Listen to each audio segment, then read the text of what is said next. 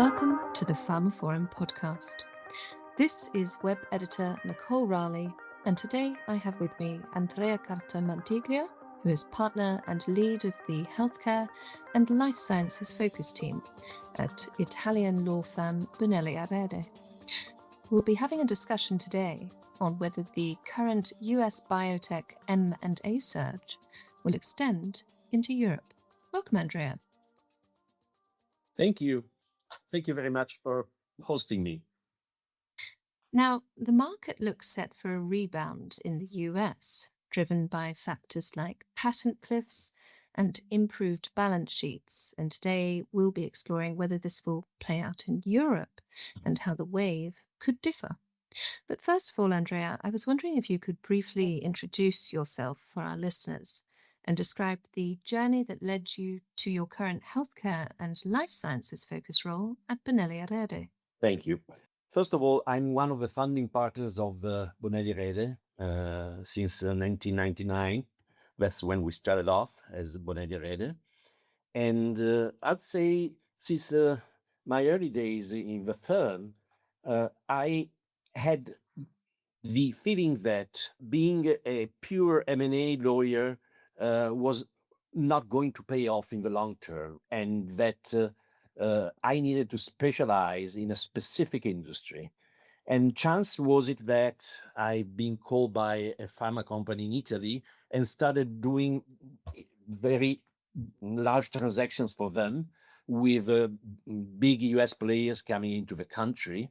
And that's when and where I started off getting myself into the life science industry. Since then, things developed, and I acquired various other clients, both Italian and international. And I also realized that there were very few lawyers specialized in the field, which made it more attractive to dedicate my energies to the life science industry. Plus, I also realized that people I was dealing with in the various companies were, let's say, very high-level people, meaning that the life science industry is a very sophisticated industry compared to other industries, which adds, an element of intellectual challenge in what you do also as a lawyer, which was very attractive for me. In a few years, I put together a team in my firm, and we are now 25 people, most of which are dedicated to the life science industry from different practices. So we have a service of 360 degrees in all practice areas that are relevant to the life science industry, which makes us a pretty peculiar firm in our country, because very few firms have a large team like we do. Thank you, Andrea. Yes, the intellectual challenge is very real indeed, whether in the legal profession or the journalistic. So let's turn to our topic at hand then. Some might say that Europe represents an undervalued biotech hunting ground. I was wondering if you could speak to how the factors driving M&A activity in the US are different from those in Europe. Let me start from a general scenario of the M&A that could be useful to setting the proper perspective. I believe that we are in an era of growth in the life science sector, but it's a different growth from what you see in other industry. It's a more selective growth, I would say, which means that targets for M&A are chosen more carefully than they used before, and the real challenge is choice, not capital, meaning that there is more competition on a limited pool of opportunities, and you can see that in recent battles to acquire certain targets all around the world. The other thing that is important to understand, I think, is that it's no longer an era of only acquisitions or mergers, but it's also an era of structured partnership.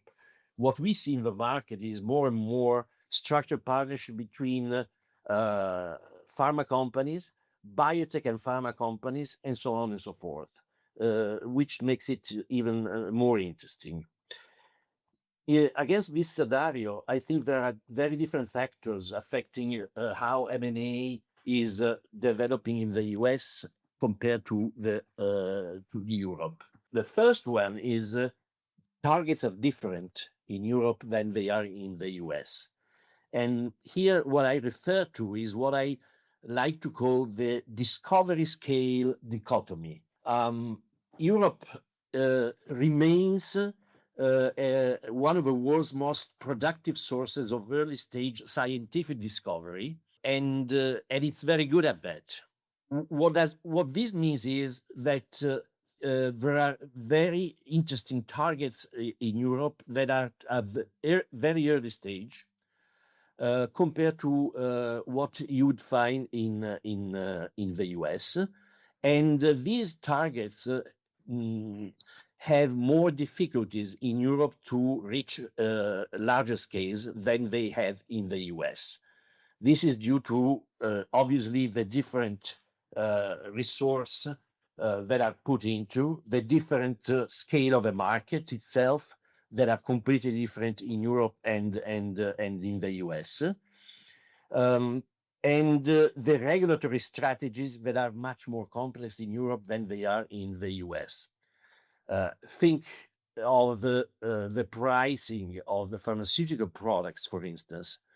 In Europe, you need to negotiate pricing of pharmaceutical products in each European country with the local state authorities, which makes obviously the regulatory and access to market access complex and difficult compared to the United States.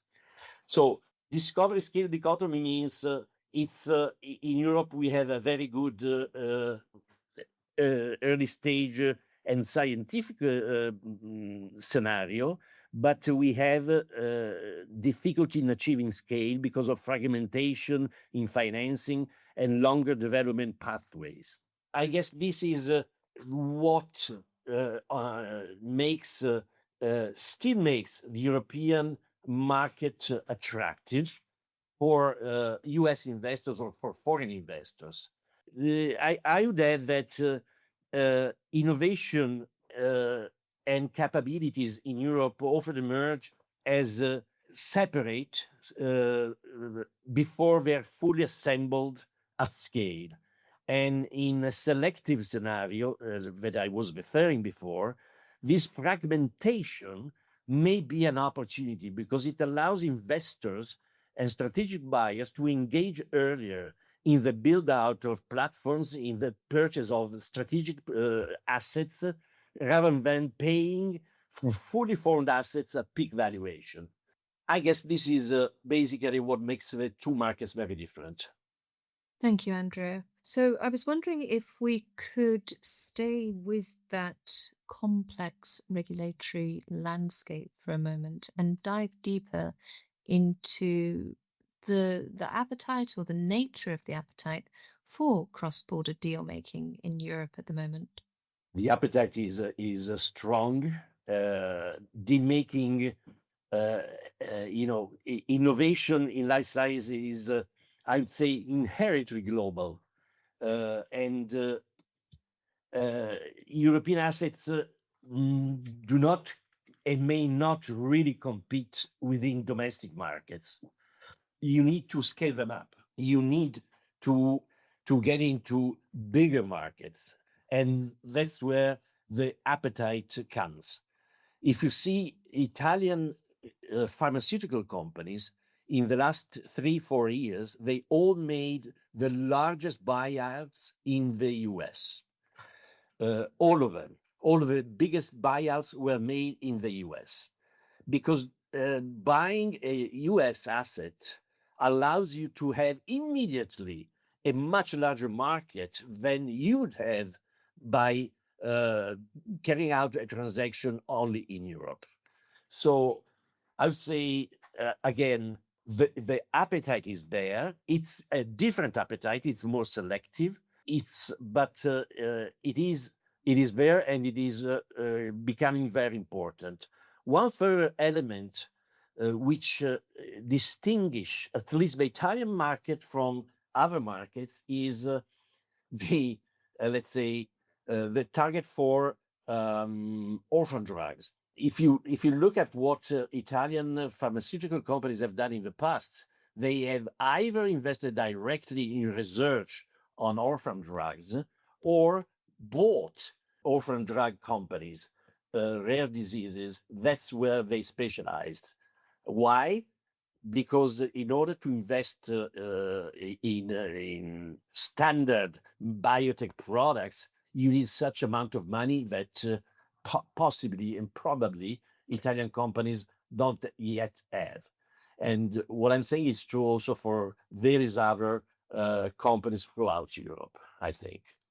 Thank you, Andrea. So your focus then in your reply was that Europe to US appetite. I was wondering if you could go further and share any details on special appetites across borders remaining within Europe at the moment.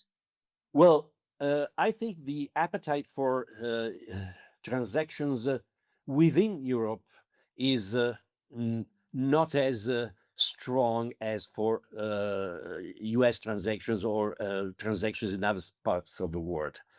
I'd say that they could be at a different level. They could be at a research level, at a commercial level. Uh, so we are talking about strategic partnerships rather than complete and full buyouts of existing targets. That's what I perceive a market to be. Thank you, Andrea. Now, let's focus on the money, so to speak. I was wondering what you could tell us about the growing role of private equity in European pharma and medtech. Right. Well, I think I'm saying the obvious by saying that PE is more active in the pharmaceutical sector, the biotech sector, than it used to be a few years ago. I would say that it moved from the healthcare sector at large to more focused biotech or pharma deals, which is obviously very welcome. And this is also, in my opinion, because private equity houses have changed themselves and their investing scenarios have been changing in these last years. So it's no longer, let's say, short-term investments. It's much more mid-term, if not even long-term in some instances, meaning more than 5 years or so on, etc. One thing that I think it's interesting is the consolidation scenarios on various subsectors in the life science industry. For instance, Italy is the largest manufacturer of pharmaceutical products in Europe, and the pharmaceutical industry is the largest exporter of Italian goods in the world. Now, uh, this means that in addition to a very high level of research that we have in the country, we have very numerous amount of uh, contract manufacturing organizations, but they are all segmented, fragmented. So I think that what we'll see in the future is a consolidation of manufacturing, pharmaceutical manufacturing, both in Italy for sure, but also probably in Germany, which is the second largest manufacturer, and in other countries, because scale, even in manufacturing, is important. And now we are lacking scale, at least in Italy. So I believe we will see more and more private equity, and probably as a consolidation factor in certain subsectors of the life science. Thank you, Andrea. So let's stay with Italy. Obviously, you're an Italian law firm. We've been speaking a lot to the Italian example today. but I wanted to go sort of more specifically now into Italy and discuss the potential there for generational exits among family-owned pharma groups. I mean, how could that shape regional deal flow? Because for listeners who are unaware, there is a big regional contemplation to be had within Italy as much as contemplating Italy as opposed to the rest of Europe, I believe. Is that correct? It is. And this is a very good question and a very good issue because we are seeing generational exits in many different sectors in the country. But frankly speaking, we are not seeing as much in the life science industry yet. And I've seen generational issues in certain companies in Italy not being solved in a very modern manner, if I could say so. So it's a very slow moving issue. It is improving, and a clear sign of, let's say, of the improvement we are seeing is that more and more companies in Italy hire international management, top management at international level, rather than family or even Italian managers, which means that there is much more, let's say, consciousness of the need to have, let's say, external people with an international background and with different experiences being involved at top level in the management of life science companies in the country. And curiously enough, you see that also at general council level. We had now a number of Italian pharmaceutical companies whose general counsel is not even in Italian, which is something that may sound strange, but gives you the idea of the internationalization of Italian companies, which is, in my opinion, a very good factor. Thank you, Andrea. So finally, I was wondering if you have, based on our discussion today, any parting words of wisdom for our listeners when they go forth with the insights provided here. Not sure that it would be real wisdom, but as a final, let's say, thought, it would be something that we live in Italy very strongly compared to other parts of the world, which is the demographic trend. Aging population is obviously a very strong factor which would allow the life science sector to grow and grow more and more in the next years. And this is particularly true in Italy, where the aging population issue is as strong as probably ever, and nowhere else other than Japan is as strong as in Italy. So this is one thing. The other trend that we haven't mentioned so far, but which is very important, is that China dominance in biotech is looming. And the role that China is playing and will be playing in the very near future will be extremely important. And you can see how many, let's say, deals are already involving Chinese companies, and how much China is growing in the biotech industry. So these are the two final, let's say, points that I wanted to make. Absolutely. So perhaps we'll have you on a future podcast, Andrea, discussing life sciences in terms of the longevity field and indeed China competing with the US. Thank you very much for your time today, Andrea. It's been a pleasure. Thank you. Thank you very much.